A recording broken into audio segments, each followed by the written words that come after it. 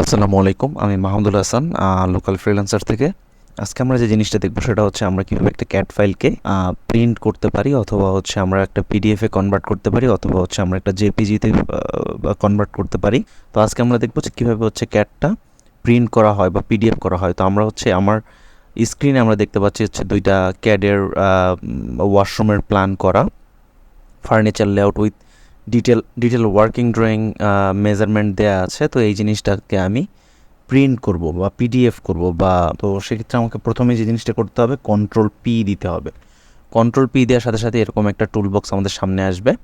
সামনে আসলে হচ্ছে আমরা দিব হচ্ছে প্রিভিয়াস প্লট দিব। প্রিভিয়াস প্লটটা কী জন্য দিলাম, বিগত যে প্রজেক্টগুলো ছিল সে প্রজেক্টগুলো যেহেতু আমি অলরেডি কয়েকবার পিডিএফ করা হয়েছে, DWG2 পিডিএফ, তো সেক্ষেত্রে প্রিভিয়াস প্লট দেওয়ার সাথে সাথে হচ্ছে আমাদের এখানে ডিডাব্লিউজি যে ক্যাট ফাইলটা, এটা একটু পিডিএফ করার একটা অপশন অলরেডি চলে আসছে।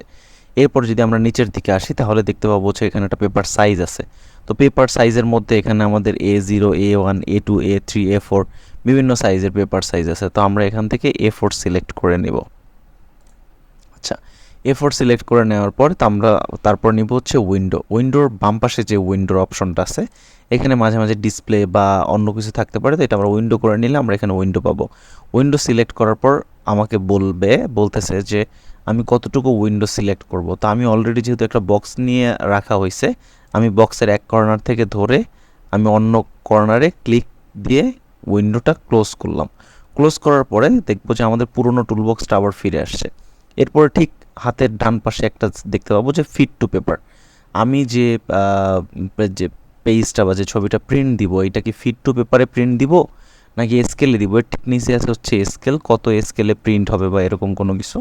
তো আমি হচ্ছে জিনিসটাকে অ্যাপ্লাই লেআউট দেওয়ার পরে প্রিভিউ দিব। প্রিভিউ দেওয়ার পর দেখতে পাচ্ছি যে একটা A4 পেজে আমার ডিজাইনটা ঠিক এই মেজারমেন্ট বা এরকম দেখতে লাগবে যখন এই জিনিসটা পিডিএফ হয়ে আসবে বা প্রিন্ট হয়ে আসবে বা যাই হোক না কেন। তো আমি যেহেতু এটা পিডিএফ করতেছি, আমি অলরেডি হচ্ছে উপরে DWG2 পিডিএফ দেওয়ার পরে আমি প্রিভিউ করার পর দেখলাম হ্যাঁ আমার জিনিসটা ওকে আছে। তখন আমি স্ক্রিনের উপরে রাইট বাটন ক্লিক করে যখন আমি প্লট দিব, প্লট দিলেই আমাকে হচ্ছে অপশন চাইবে যে আমি কোন জায়গায় হচ্ছে সেভ করব।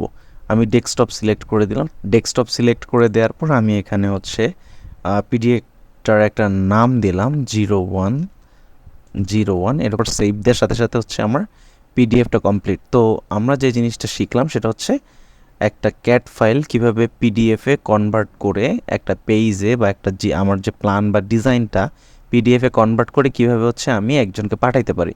তো আমরা হচ্ছে এই ভিডিওর মাধ্যমে হচ্ছে পিডিএফ করা শিখলাম। আমরা যদি অন্য কিছু করি, যেমন কন্ট্রোল পি দিয়ে আমরা যদি যাই, সেক্ষেত্রে আবার প্রিভিয়াস প্লট দেই, সব কিছু ঠিক আছে, উইন্ডো ঠিক আছে। তো আমরা যদি করি যে আমরা এবার চিন্তা করি যে আমরা যদি পিডিএফ না করে অন্য কোনো কিছু করি, তো এখানে আমরা দেখতে পাবো হচ্ছে আমি যদি নিচের দিকে যাই তাহলে দেখবো যে জেপিইজি অপশন আছে, পিএনজি অপশন আছে, পিডিএফ অপশন আছে। আমরা আমাদের প্রয়োজন মতো যে কোনো ফরম্যাটে হচ্ছে এখান থেকে আমরা ফরম্যাটটাকে কাউন্ট করে ওই ফরম্যাটে নিয়ে হচ্ছে আমরা ক্লায়েন্টকে পাঠাইতে পারবো। এখন এখানে আরও একটা গল্প আছে। গল্পটা হচ্ছে আমরা যে জেপিজি বা পিএনজিতে ডিরেক্ট হচ্ছে ক্যাট থেকে না করে আমরা যদি ফটোশপে এই পিডিএফ প্রথমে DWG2 পিডিএফ করে পিডিএফটাকে যদি ফটোশপে বা পিএনজিতে কনভার্ট করে একটু পোস্ট প্রোডাকশন করে প্ল্যানটাকে সেভ করা হয়, এখানের কোয়ালিটির থেকে ওই কোয়ালিটিটা মোর বেটার আসে। তো আজকের মতো এই পর্যন্তই। টাটা।